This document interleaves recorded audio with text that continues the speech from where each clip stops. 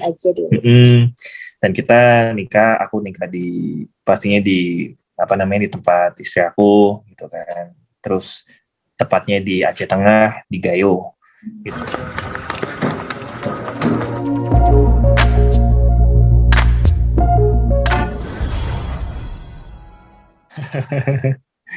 Oke.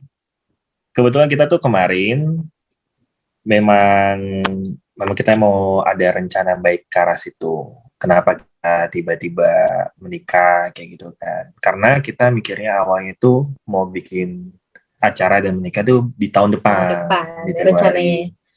Cuman dari pihak keluarga aku, dari pihak keluarga Nabila gitu menyarankan ya akad aja dulu deh gitu. Lebih cepat lebih cepat lebih baik. Aja dulu. Dan kita aku nikah pastinya di di tempat istri aku gitu kan. Terus tepatnya di Aceh Tengah, di Gayo gitu. Terus aku juga nggak tahu kenapa kemarin lagi discuss sama Nabila berapa nih maharnya, kita discuss berdua gitu kan. Ya kita milih di angka 80 ya. Gitu di angka 80. Kayaknya nggak tahu kenapa kita kepikiran aja angka 80 kayak gitu sih. 80-nya 80 juta atau apa, Mas? 80 gram, Mas. Kayak gitu. Kenapa maknanya 80, Mas? Gak tau kenapa kita kemarin kan memang maharnya emang terpikirkan Mas ya, kayak gitu. Terus mikir 80 tuh, angka 8 tuh gak tau kenapa kan filosofinya kayak angka yang tidak putus gitu. Angka infinity gitu kan. Jadi kayak, ya kita berharap kayak rumah tangga kita ke depannya tidak terputus dari rezeki, tidak terputus dari rasa damai. Jadi kayak apapun doa-doa yang baik itu semoga tidak terputus. Gitu. Oke, Mas, mungkin bisa diperkenalkan dulu Mas, Nabila ini sosok yang seperti apa sih, Mas? Dan perjalanannya berapa lama sih dengan Nabila ini, Mas? Aku sama Nabila itu ketemu sangat singkat banget gitu. Bahkan ya aku kan waktu itu sempat ibaratkan aku tidak ngerasa sendiri banget lagi tuh, ngerasa sendiri banget. Terus Nabila datang tuh kayak ngobatin rasa kesepian aku. Terus ibaratkan dia juga ngerti aku juga. Terus habis itu beberapa kali aku ketemu tuh di FTV sayang. Di FTV. Sebenarnya ketemunya tuh di kerjaan sih. Di kerjaan. Ya. Beberapa kali aku dapat judul itu waktu 4 sampai 5 kali berturut-turut. Nah, awal-awal ketemu sih aku benar-benar enggak ada rasa nggak ada bener-bener rasa perasaan wah ini bakal jodohku, bener-bener jauh. Biasa aja ya. Parah jauh gitu. Bahkan kata Nabila aku orangnya songong waktu pertama kali kenalan, aku cuman Ilyas udah gitu doang. Pokoknya waktu itu dia sempat komen kamu tuh nyebelin banget waktu pertama kali kenal gitu karena rasa cuek atau apa. Terus lama-lama dekat kita punya usaha bareng, nikah deh. Dan waktunya juga cepet banget. Coba ya. Sih. Sekitaran 6 bulan. 6 bulan sih, 6 bulan 7 bulan. Kita pacaran 6 bulan 7 bulan. 6 bulan 7 bulan. Kenapa memutuskan secepat itu, Mas? 6 bulan gitu. Kenapa? Perkenalan yang singkat selama 6 bulan, kenapa akhirnya memutuskan untuk menikah? Karena aku pun sama Nabila nggak tahu kenapa waktu itu ya sayang. Kita pernah waktu itu aku lagi naik mobil gitu kan, aku nyetir, nggak tahu kenapa waktu itu aku random aja waktu bicara sama Nabila. Kamu target nikah kapan? Gitu, sumpah. Itu aku juga gitu ya sayangnya. Kita waktu itu random aja ngobrol kayak gitu kan. Kamu target nikah kapan? Terus dia pun juga jawab, ya sekasih jodohnya ya, ngomongin bicara seperti itu kan. Tapi aku nggak pernah kepikiran mau nikah muda. Waktu itu juga aku pas Ilyas nanya, aku jawabnya ya sedikasihnya sih. Kalau aku sih targetnya mungkin 25-an. Cuman kalau memang dikasihnya cepet ya nggak tahu juga. Dan waktu itu sampai terendam kayak gitu. Dan kita sama-sama aku sama Nabila tuh sering deep talk lah. Apa sih arti hubungan buat kamu gitu? Apa sih arti orang yang di samping kamu tuh apa gitu kan? Hubungan pacaran di mata kamu tuh gimana gitu.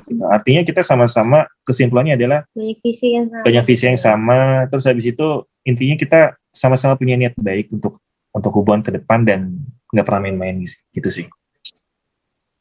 Oke, untuk resepsi sendiri kapan sih Mas rencananya? Di rencana kita plan awal sih di Februari. Tahun depan sih. Kalau bulannya sih belum bisa pasti. Iya, belum bisa pasti.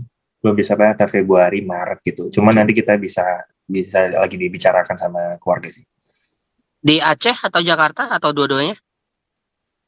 Rencana maunya sih insya Allah dua-duanya. Cuman kita pertama kali harus ngadain di Aceh dulu gitu. Jadi digayo lagi. teman-teman. Lihat keadaannya dulu. Lihat keadaan juga gitu kan, lihat waktu dan semuanya. Oke teman-teman, silakan yang mau ngajuin pertanyaan.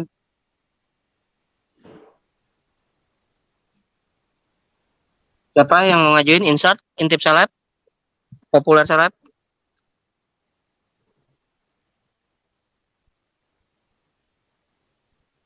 Oke, Mas, sambil menunggu yang lain, untuk di Aceh sendiri akan berapa lama, Mas, sama Nabila? Minggu depan kita udah di Jakarta kok. Minggu depan kita udah di Jakarta. Karena memang pesawat di Takengon ini kan penerbangannya itu cuma seminggu 2 kali. Seminggu 2 kali gitu kan. Jadi kita menyesuaikan waktu yang ada jadwal terbangnya gitu. Terus habis itu ya mungkin kita nanti ya kalau misalkan memang kita mau pulang ya mungkin lewat dari Banda Aceh, seperti itu sih. Oke teman-teman, ada yang bertanya silakan. Oh ya Mas, mohon maaf ini sebelumnya gitu kan. Tapi apakah Nabila sebelumnya sudah, maaf ya, sudah ziarah dulu ke makam Almarhum ya ayah ya. Ya, almarhumah. Almarhumah. Sorry. Oke. Maksudnya gini, keluarga pasti akan datang, keluarga pasti datang ke Aceh kan Mas ya? Nah, saat akad itu keluarga banyak yang hadir atau hanya inti saja Mas atau gimana? Keluarga inti. Berapa orang? Kebetulan keluarga inti Nabila itu di sini sangat banyak gitu kan, banyak banget. Terus habis itu kemarin makanya aku pun juga tidak berekspektasi bahwa keluarga Nabila itu sebanyak itu. Bahkan kita kan akad keluarga inti aja yang kita undang yang itu ya sayangnya orang tua itu kan, yang bibi-bibi dia, paman-pamannya dia, itu pun udah mencapai kisaran 300 orang. Mungkin. Ya kurang lebih 300 orang. Ya di Aceh. Gitu makanya kemarin kita niat akad dulu, tapi akad kita aku memang sama Nabila dari awal aku pengen ini sakral sih. Dan bahkan nggak kepikiran untuk buat acara sebenarnya.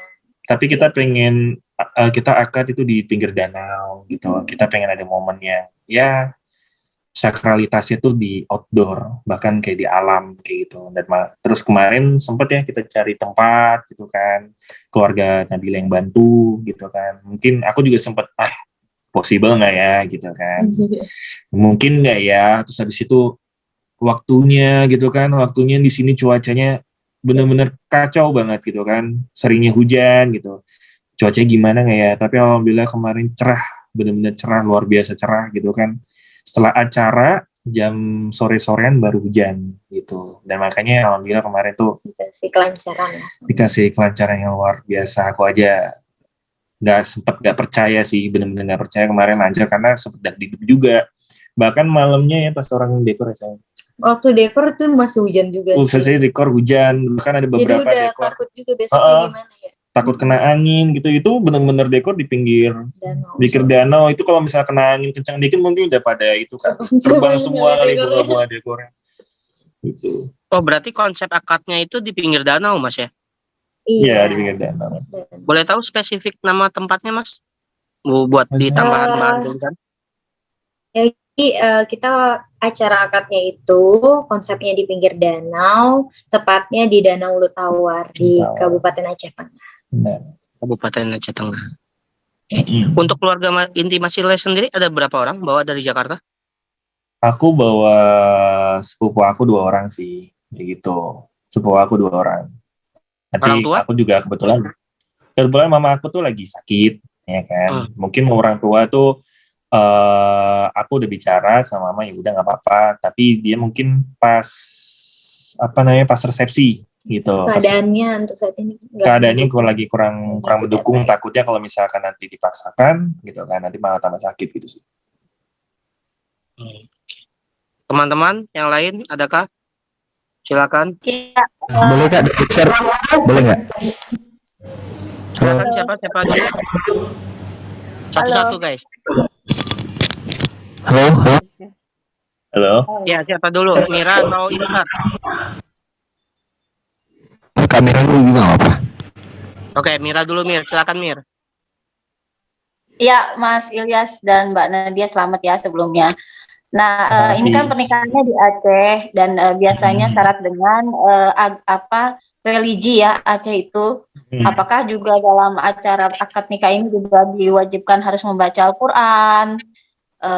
Terus seperti apa? Apakah ada gimana rasanya gitu harus membaca ayat apa mungkin dan seperti apa sih tradisi di Aceh sendiri harus seperti apa dalam akad nikah? Terima kasih. Nih gimana Ilyas ngerasainnya kemarin? Tapi ya, aku memang merasa bahwa religiusnya sangat-sangat kuat di sini. Bahkan dari petugas KUA-nya pun menasihati itu sampai menusuk hati gitu. Jadi memang sakralitas itu sampai petugas KUA-nya itu ibaratkan ngasih nasihat tuh kita sampai adem banget rasanya, kayak bener-bener kayak dikasih tahu sama orang tua sendiri gitu loh. Terus habis itu dari Nabila juga kemarin dari proses apa namanya berguru tuh kalau misalkan di Jawa ada di sini sungkeman lah kalau di sana di Jawa gitu kan, dan itu pun juga sakralitasnya kuat kayak gitu. Dalam artian apapun proses yang kita jalani gitu kan, benar-benar sakral banget dari awal persiapan, terus dari awal perkenalan keluarga, terus dari awal aku mengenal keluarga Nabila gitu. Dan alhamdulillah aku sangat senang keluarga Nabila tuh sangat baik dan ngerangkul aku semuanya gitu kan. Dan bahkan ya tahu sendiri sampai aku kadang-kadang iseng-iseng belajar bahasa Gayo yang sangat beda banget sama bahasa Indonesia pada umumnya gitu kan. Sampai aku belajar sama Nabila, sama kadang-kadang sama pamannya gitu, aku tanya lah apa sekecil-kecil bahasa, setidaknya aku agak paham-paham gitu kan.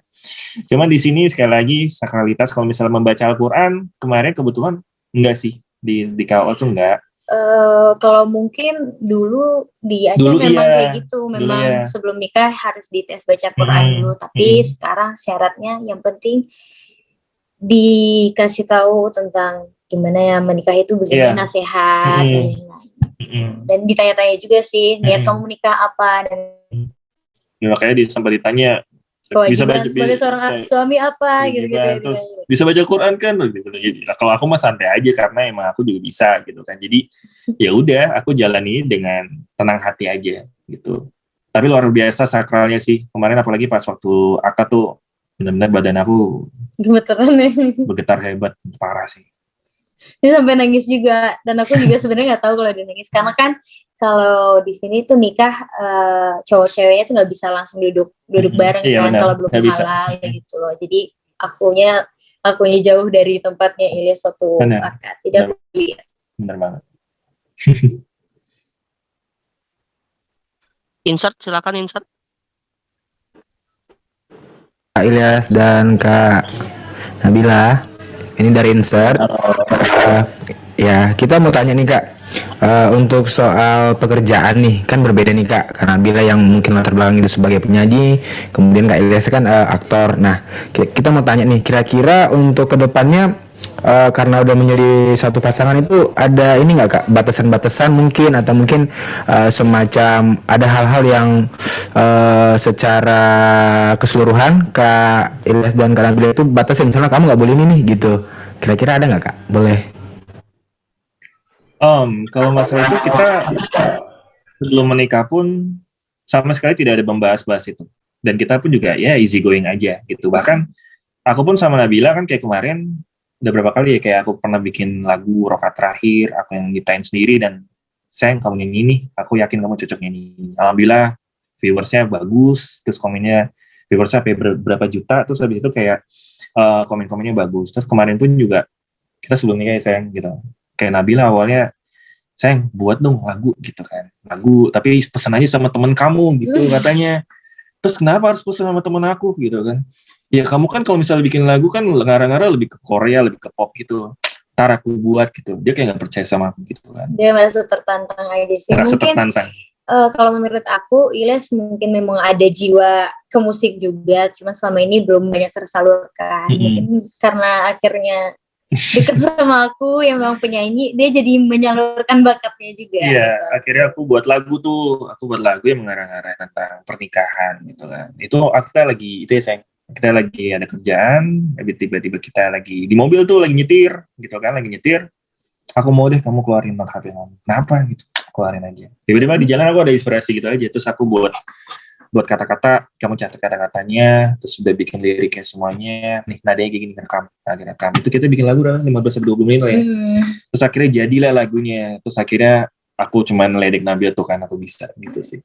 Kayak gitulah, mungkin ya banyak hal yang mungkin dia selama ini suka tapi nggak tersalurkan, akhirnya jadi tersalurkan. Aku juga mungkin begitu. Tapi kalau untuk masalah kerjaan sendiri, nggak pernah sih yang kayak kamu nanti kalau udah ini jangan gini ya, jangan ini, nggak pernah sih. Ya kita jalanin aja. Kalau aku pun pribadi, selagi Ilyas profesional, aku nggak masalah. Tapi satu mimpi kita punya satu mimpi bareng. Kita pengen jadi pengusaha yang sangat-sangat semoga bisa punya usaha yang sukses. Iya, kita pengen ngembangin jiwa wirausaha kita. Dan kebetulan kita sebelum merit, ya kan, kita kan sering usaha bareng gitu kan. Kebetulan kita kayak match aja gitu.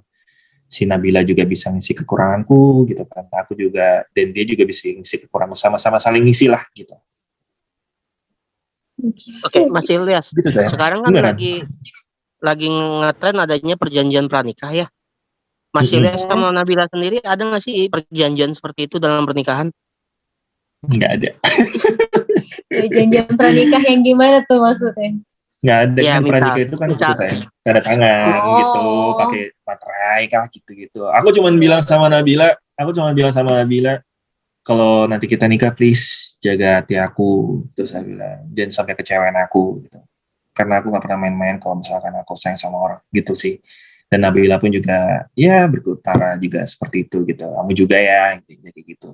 Kalau misal perjanjian pranikah kita itu, tapi tanpa tertulis, tanpa ada tulis. Ya, untuk Nabila sendiri mungkin sifat Kak Ilyas ada yang keras nggak sih sebenarnya? Karena kan baru 6 bulan perkenalan loh gitu loh. Mungkin karena kita selama 6 bulan itu bisa dibilang sering banget bareng, sinetron bareng, syuting bareng, kerja bareng, usaha bareng gitu. Ya sedikit banyaknya sifat-sifat aslinya pasti tahu lah dianya gimana gitu. Untuk kerasnya pasti ada aja lah, cuman bukan yang keras tapi nggak bisa dibujuk juga gitu. Dia juga orangnya cepat dulu juga, selagi kitanya juga mau berubah dan lain-lain gitu. Oke, kawan-kawan yang lain gimana? Silakan.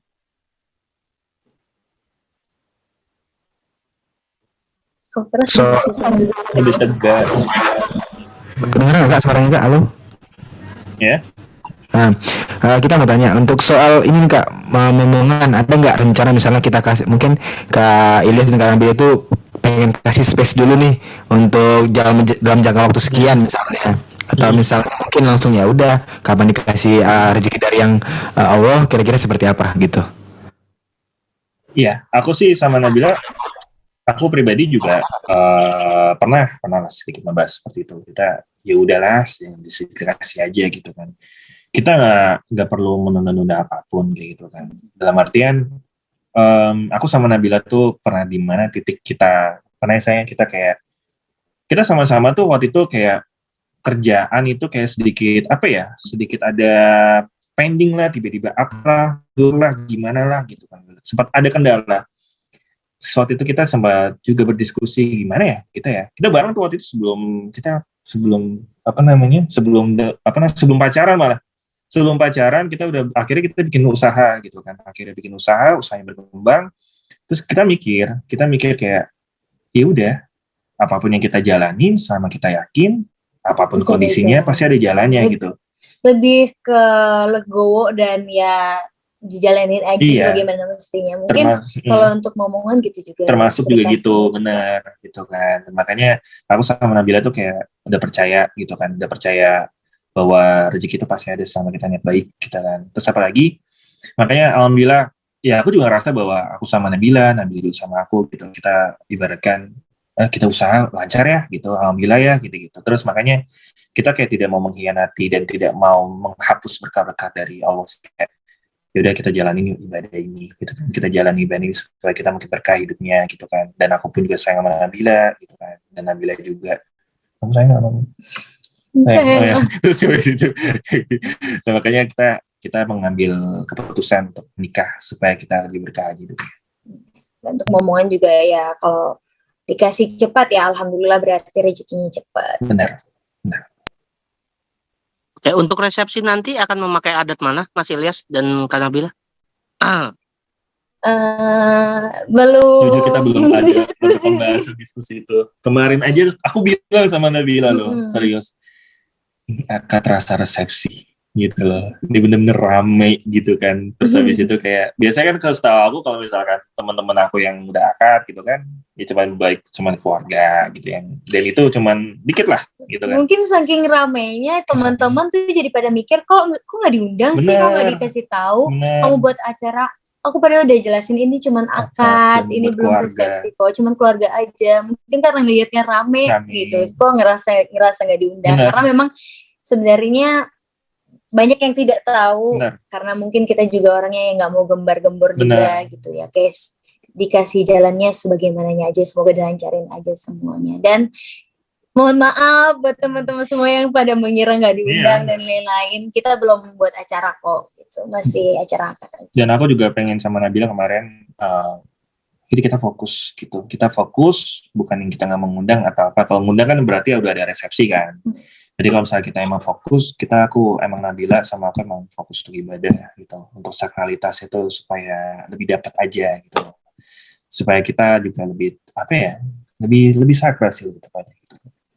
Karena memang niatnya juga ya akad nikah dia sama keluarga aja, dan awalnya nggak mikir buat acara, dan tapi akhirnya banyak yang support juga, banyak dari keluarga, dan ternyata ada beberapa teman juga yang tahu kita nikah dan nge-support acara kita. Support gitu. Terus kita kemarin juga sempat izin dari masing-masing, terus habis itu izin paling kemarin izin dari teman-teman dan lain-lain lah gitu. Oke, gimana teman-teman lain? Tinggal sisa 5 menit ya. Kali ada yang masih mau bertanya? Ada dan nggak ada yang Silakan.